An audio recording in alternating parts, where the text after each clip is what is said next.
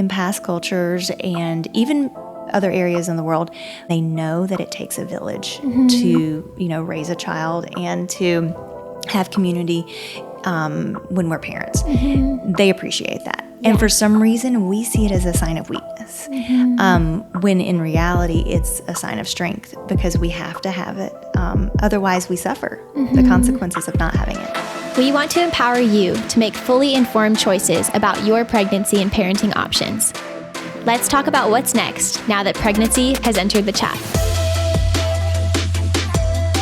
All right, welcome back to the Pregnancy Has Entered the Chat podcast. We are so excited to have Jessica on today. So Jessica, introduce yourself, tell us a little bit about your background and what you do, and just anything else you'd like to share.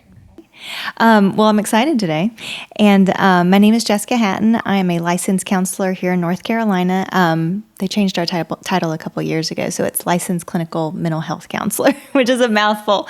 So I'll just say I'm a licensed counselor. I own a practice called Christian Mom Counseling. So I work with women of all ages, essentially primarily mothers, and really just see them through teletherapy right now, all across the state of North Carolina, and work with them from a Christian lens. So most of the women who reach out to me are coming in to work on themselves, to heal on their own, and then hopefully in turn become better mothers. And we do that just through the lens of Christian counseling. And so I enjoy what I do, but I kind of came to that point because my husband and I have been married now, I would say, probably 17 years. I always get it wrong. That sounds terrible. Almost 17 years. And I've done counseling since we've been married, and I was, in school before that for counseling. I've kind of always had an idea of what I wanted to do after I got into college, but when I first got into counseling, I was working with hospice patients, and I loved it. I loved my patients. I loved their families, and it was just a lot of hard work. Took a lot of emotional toll. I would come home from work just crying sometimes because I just had so much empathy for my patients and their families. So at some point I just decided, I can't continue to do hospice forever, but I really still wanted to work with clients. So I went into private practice, and then I started working with teens and adolescents, which was not a huge jump because my husband was a student pastor at the time. So we had worked with students for as long as I could remember. So it was an easy jump to make, and I loved it. I loved working with my teenagers. I loved working with the kids. But I learned after several years of being in the field working with teenagers that many times parents would bring me their children or their teens and want me to fix them, say, fix my child. I don't know what else to do. And so I would do the best, of my ability to do that. But I almost found myself working over the course of time more with parents on the parenting end and trying to heal from that perspective because I really wanted to come out counseling from a proactive standpoint rather than a reactive. And so when I started Christian Mom Counseling, my goal became to help women not only heal from their own wounds, but to help them in parenting so that we can go about this proactive standpoint of counseling and heal families from the inside out. And so my goal is by helping women, I'm helping their children as well. And so that's what I do. And so my husband and I are married for 17 years, and then we have 3 little ones, 8, 6, and almost 4. Oh, that's awesome. Thank you so much for sharing all of that. It's so cool to hear how you went from hospice care to then adolescents and teens, and then have found yourself really naturally fitting into the Christian mom counseling and starting from that proactive standpoint, like you said. I'm really, really excited to talk to you today about our topics.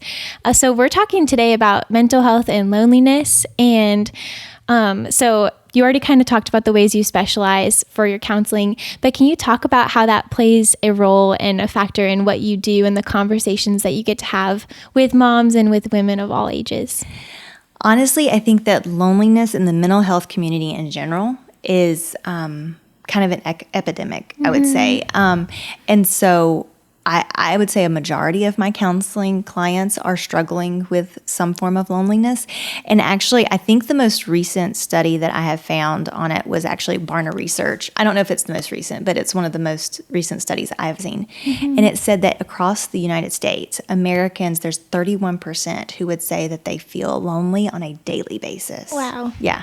And so that's a huge percentage. And I don't know, honestly, if that was pre-COVID or after COVID, because that would probably make a huge difference as well in just how we are interacting with others. But even just that statistic is huge. I mean, that's 1 in 3 people are struggling with loneliness every day.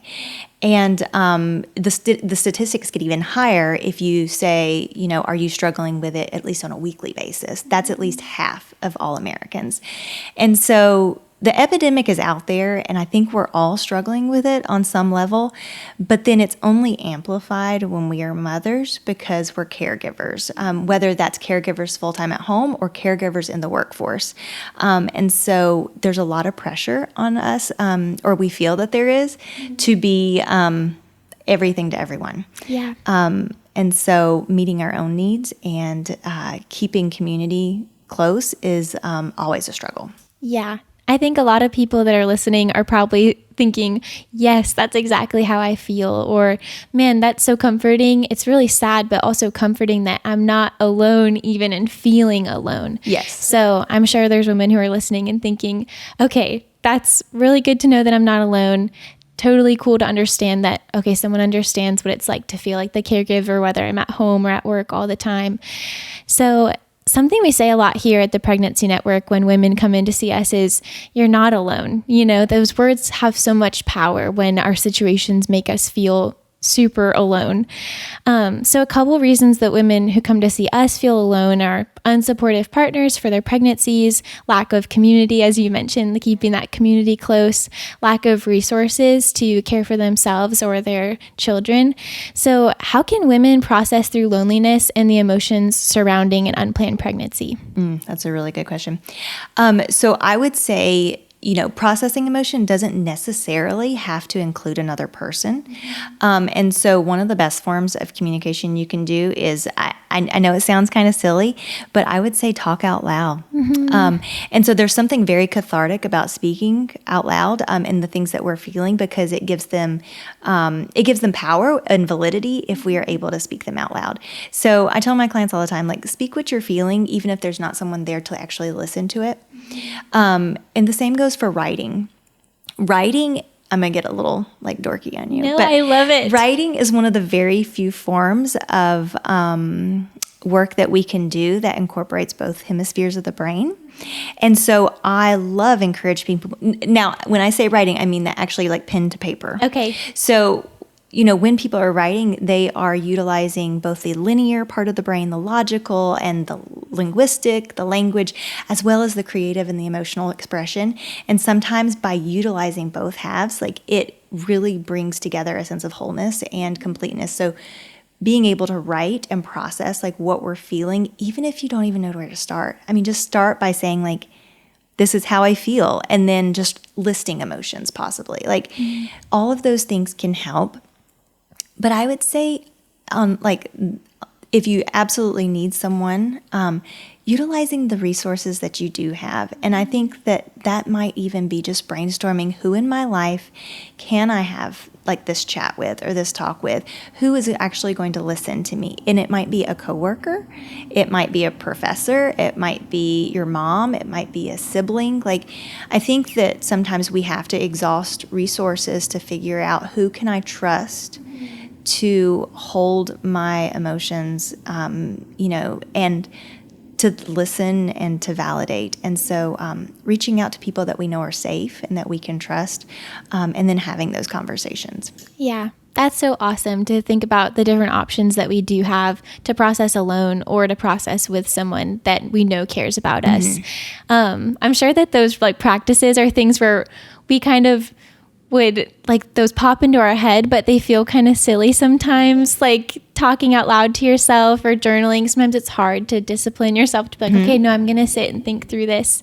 But that's a really encouraging thing to share. Neither of those things are things that you have to do on a daily basis in order to process emotion. You know, I think sometimes people, when I say I want you to start journaling, they think, well, I can't make that a habit. Like I struggle to do it on a daily basis. And I'm not telling you to do it on a daily basis, but if you just feel like you need to work something out, then, you know, grab a piece of pen and paper and go to town. Like it's a good place to start. Yeah, that's awesome. And then talking about resources for who can you turn to when you do need to talk to someone? Something that we offer here at the Pregnancy Network is the Connect program. And so we connect women who come to see us with women from local churches who are there to be a support system.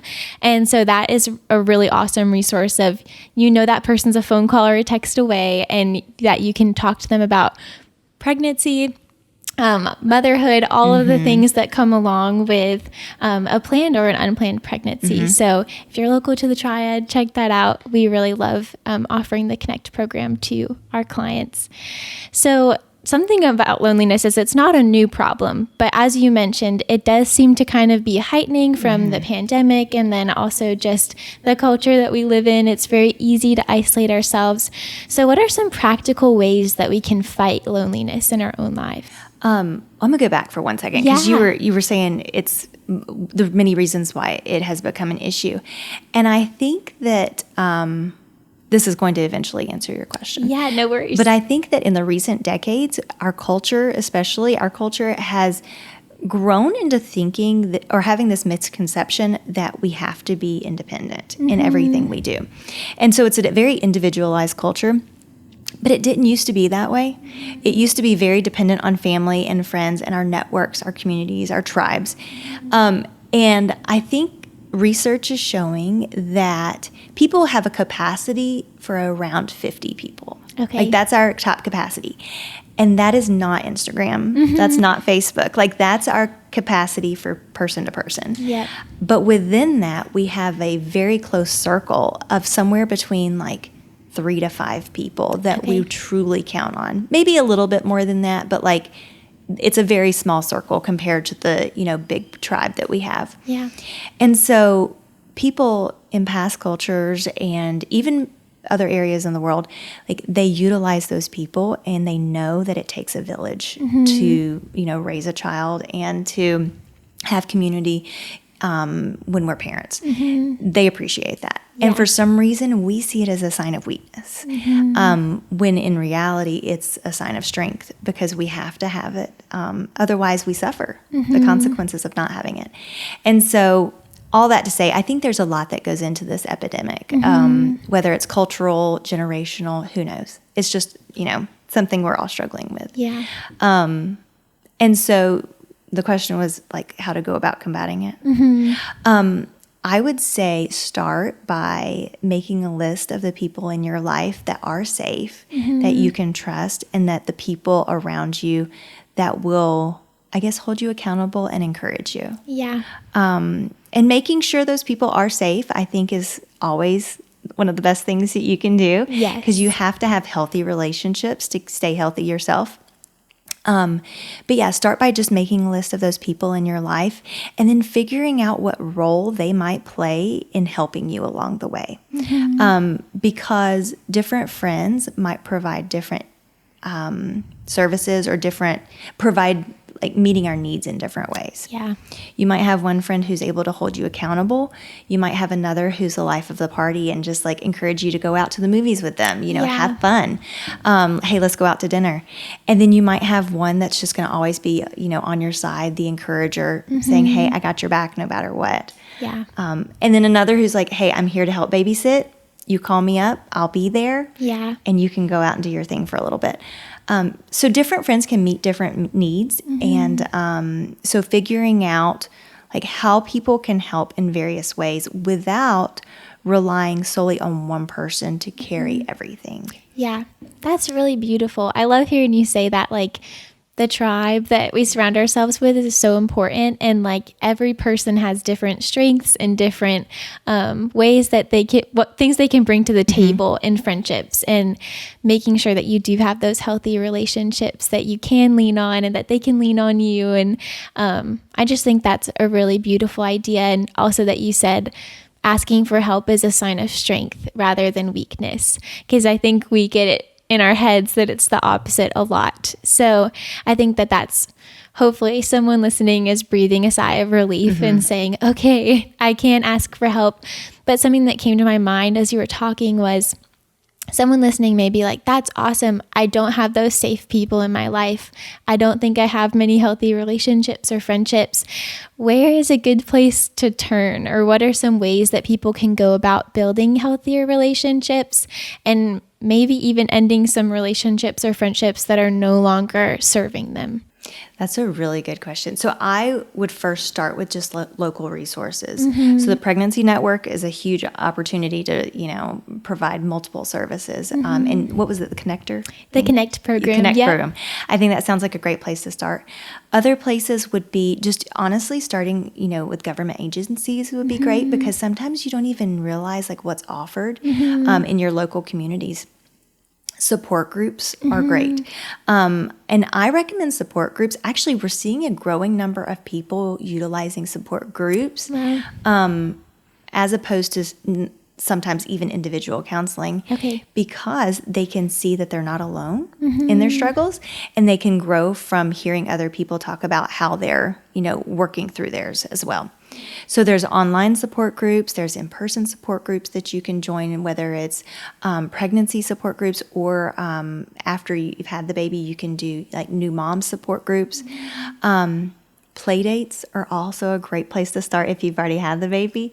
And sometimes those are more for moms than they are for kids, to be honest. I mean, kids can crawl around in the floor wherever they are. But I mean, they're really for moms, and it teaches us how to interact after having children, because it's completely different. Completely different. There's a lot of interruptions. I'm sure. A lot of them. And, so there's a lot of different areas, especially even like your local churches. Like if you're already part of a local church, then getting involved in your church and figuring out like, is there a small group that I can be a part of? Or is there a, group of women who are meeting, I can join in with a Bible study? Is there a list of babysitters? That's always a realistic option as well. So I think that there's always resources to find if we just start looking. But we have to figure out where those are. No, that's super encouraging that there are all of those options. Like you said, government agencies, the Pregnancy Network, support groups. That's really awesome to hear that a lot more people are starting to utilize that as a resource. And then the local church is always an awesome resource for a community, whether it's attending on Sundays or, like you said, those smaller gatherings that happen throughout the week. So that is a great place to start. So something that some women who are listening may be struggling with is setting boundaries in more difficult relationships for them, whether that be a relationship with a partner or a friend. So how can someone go about maybe taking a step back or setting some of those boundaries in relationships that aren't healthy? So I think that it's important for people to understand what boundaries are, because sometimes they're a little bit misinterpreted. And so boundaries are setting they're rules for protecting ourselves. And it's not out of selfishness or, for any... there's just not any selfishness there. It's all for protecting ourselves. And so one of the classic books is Boundaries by Cloud and Townsend. And I love their description, because in it they say that boundaries are kind of like a fence around a house. And so in that fence you have a gate, which is closed unless you want to open it to allow someone in. But you can always close the gate if you don't want to let somebody in. And so really seeing relationships and healthy boundaries as I can let in who I need and who is safe, because they're going to have an impact on me as well as my family. But I can also let out or keep closed the people that are not safe. And so that's really essentially how we see boundaries. And so I would say that if there's like forms of emotional abuse, whether that is, criticism all the time or someone telling you that you're not capable of doing something, those kind of relationships, I think that are probably pretty unhealthy. Any form of physical abuse, I absolutely say, put your foot down, like that person is not allowed in your fence. Yes. And that may be, time to reach out to resources immediately if that's the case, not only for your protection, but for the protection of the child. So any form of physical abuse, and so I think that just keeping an awareness of what impact people are having on you and how they're affecting you, even when it comes down to like your mood throughout the day. And I'm not saying that every person has to agree with you 100%. We all need those friends who keep us accountable to growth. But if they are harming you in any way, then that is somebody that we need to let go of. And finding the healthy people in your life that will help you sometimes let go of those few toxic people is always helpful. Yeah, it makes a huge difference to have someone saying, no, like you said, this isn't selfish, or no, this is actually good that you set this boundary.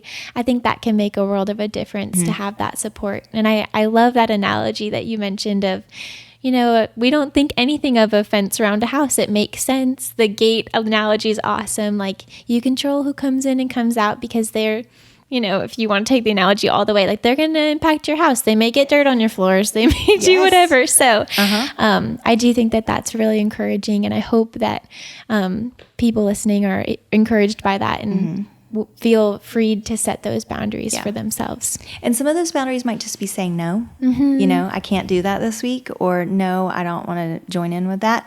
Sometimes it might be, going to the extent of like changing your phone number.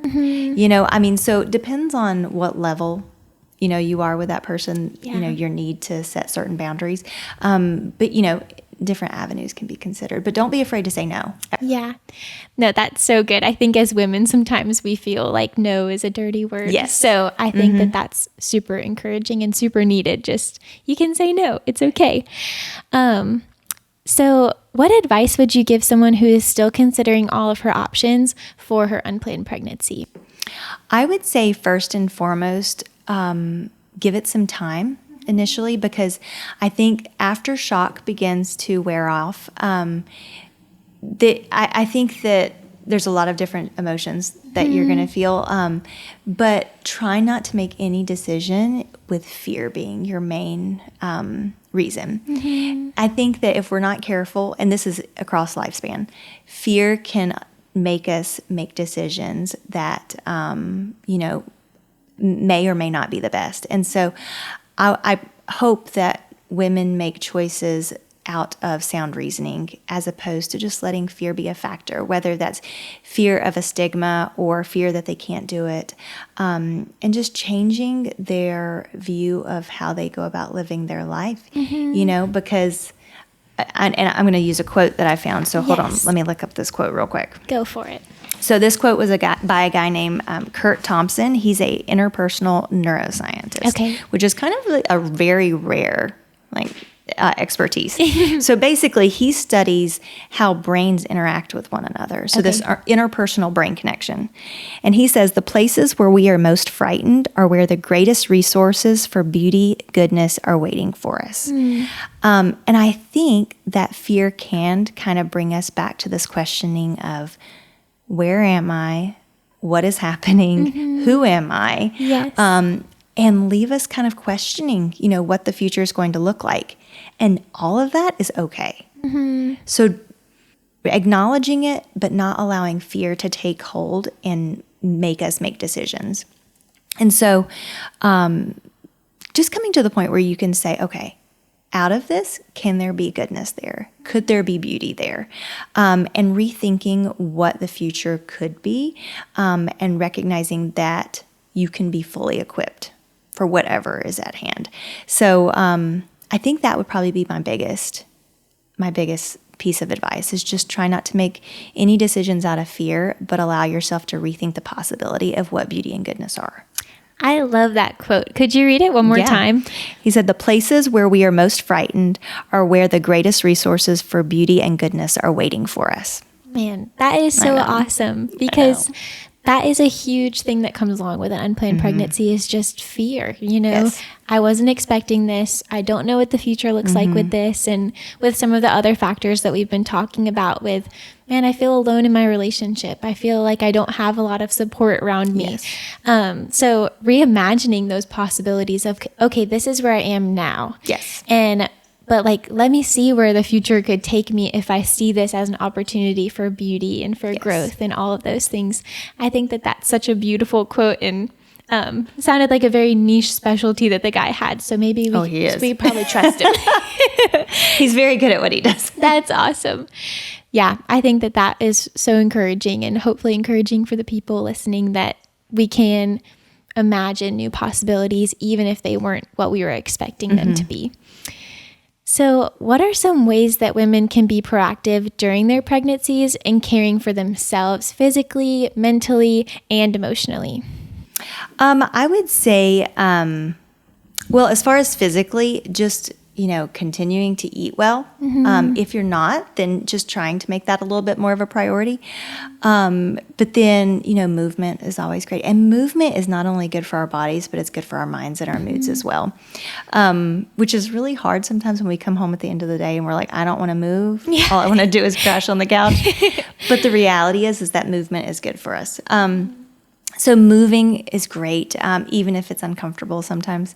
But then, on a emotional and a social level, I think it's prime time to start going ahead and figuring out who in our lives we can trust, creating those networks of people that are going to be there for us through the long haul, and just start building into those, because it's the perfect time to do so. And, the relationships that we would continue to have with them after the baby is born, I think is, we couldn't trade them, and so it's the perfect time to start doing that. Yeah. I love that. Just reiterating the community aspect of pregnancy and, And I keep saying friends. That's not exclusive to friends. I think that we have family too sometimes, but not everyone has family, and nor is everyone's family healthy. And so if you have healthy family, then pulling those people in, I think that's a major resource that you can utilize. But I just say friends as an overarching term, because anybody can be friends. And so. No, I love that explanation too, because your family can be your friends if you have healthy relationships with them too. So that's great. Thank you for clarifying. So for those who do decide to carry to term and to parent their children, it's no secret that the newborn stage can be really tough and really isolating. So how can moms build connections during the newborn stage as they're transitioning to motherhood? I would say, number one, adjust your expectations. It's going to take a little while to be back out at dinner, in the evenings, and feeling like you can have solid adult connections where you're not yawning all the time. So I would say, first and foremost, just adjust your expectations. Things are going to be very different for a while. And, honestly, this is kind of a little bit of personal, story. But we were married for 8 years before we had our first child.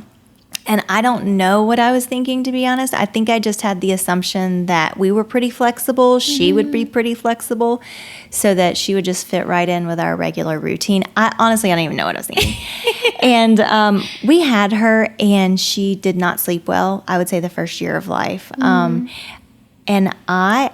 those first few weeks coming home from the hospital, I was in tears all the time. I think I would go take a shower and just cry. And I was breastfeeding, and so my husband, there was only so much that he could do, because he, I wasn't really pumping at that point. Just home from the hospital. I wasn't pumping or anything, and so I just felt like he didn't know what else he could do, and I was like, I have to be with her all the time. And it was a pressure I had never felt before.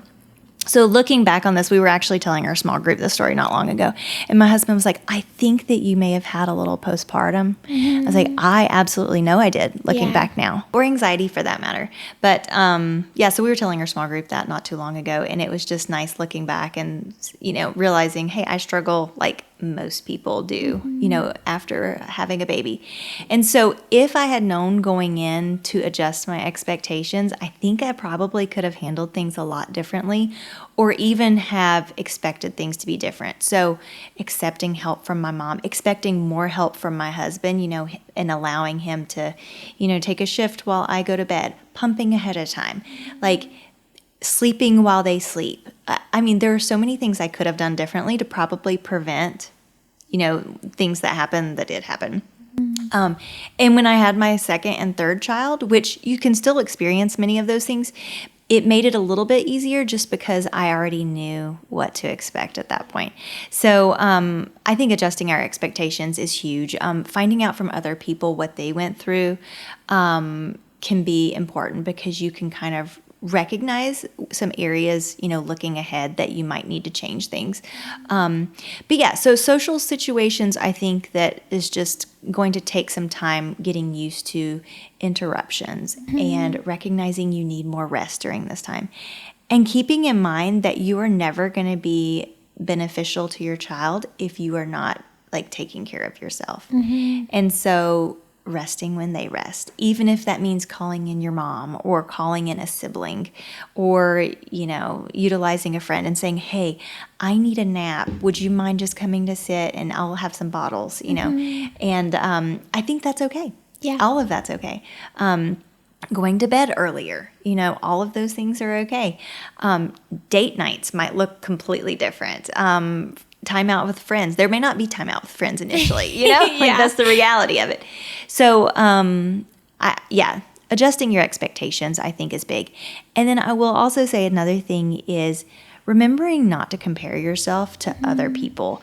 I think that we have a really bad tendency to utilize social media as our guideline for parenting or who we're supposed to be.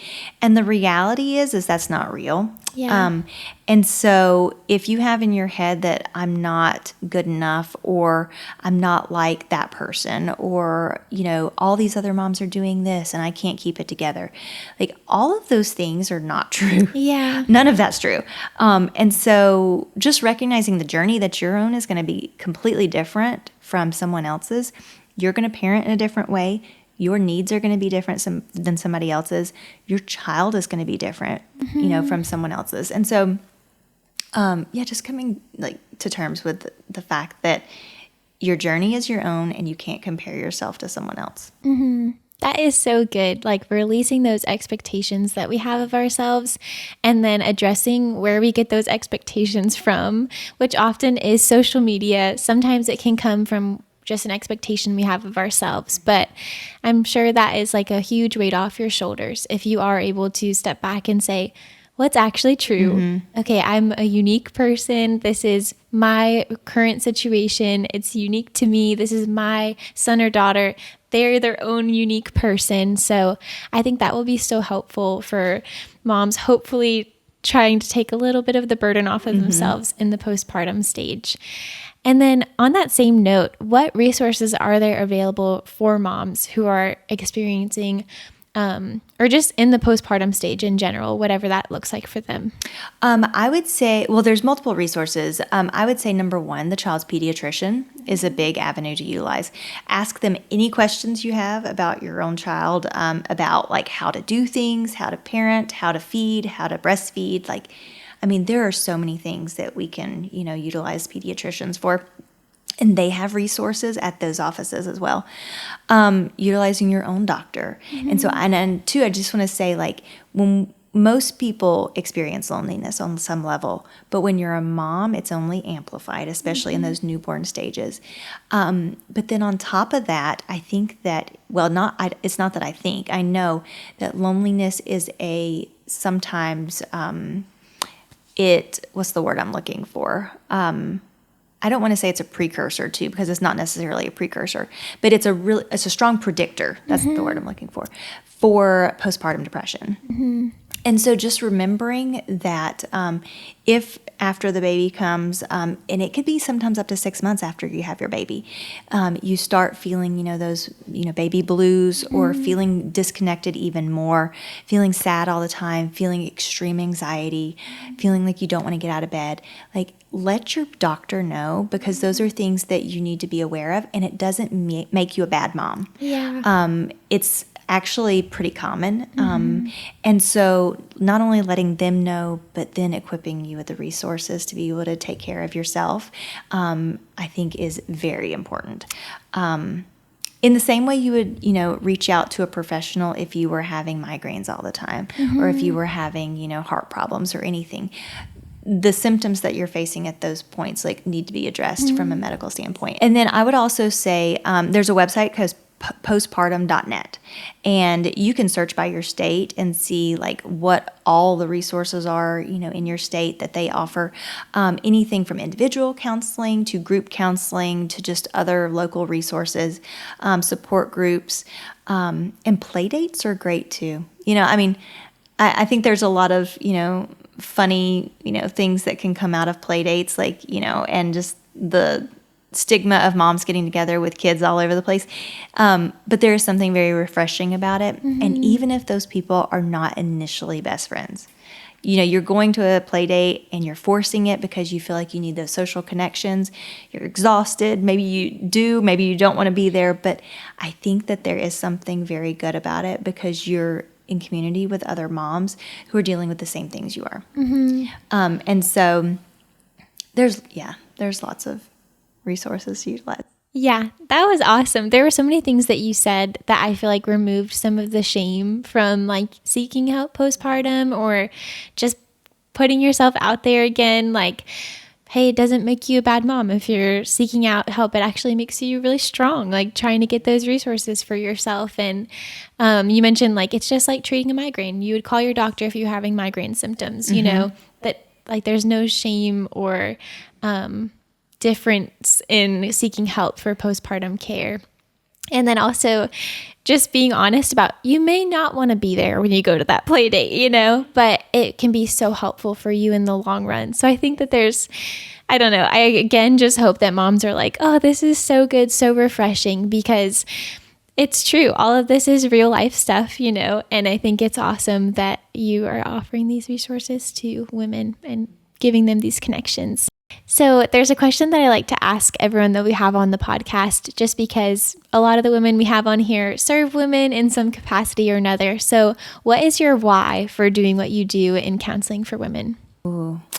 I think that my why has been, developing over the past few years.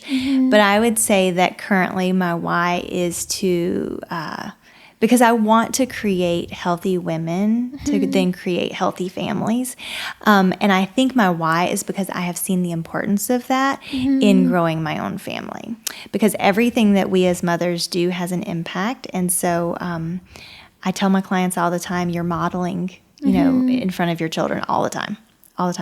And so that's my why. I want these women to recognize the role that they have in creating these children and growing them into how God wants us to be. And so, I think that's probably my why, my biggest why. Yeah. I love that, the personal experience of watching it happen for yourself and then getting to turn around and help other women do that. I think that's a really beautiful way to bring people along for the journey and just kind of be like, hey, follow me as I'm doing this. Yes. And here's what I've learned, and here are all the ways that I maybe wouldn't do this again. But so I think that that's really encouraging.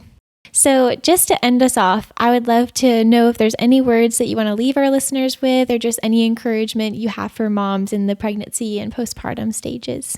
I would just like to maybe just even encourage the women listening, because I think that with pregnancies in general, planned or unplanned, there's a lot of fear that can come with having a baby. And just maybe giving yourself time for the shock to wear off and allowing this acceptance that you this situation could be a gift, and it could be one of the greatest gifts that you're ever given. And so allowing it to change you for the better, I think is a beautiful thing.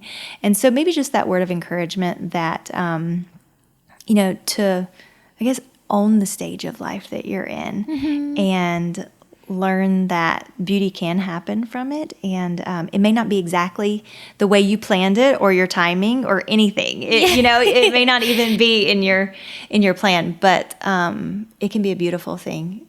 And so, just that little bit of encouragement. I love that. Thank you so much for coming on the podcast today, Jessica. It's been so nice to have you. Thank you.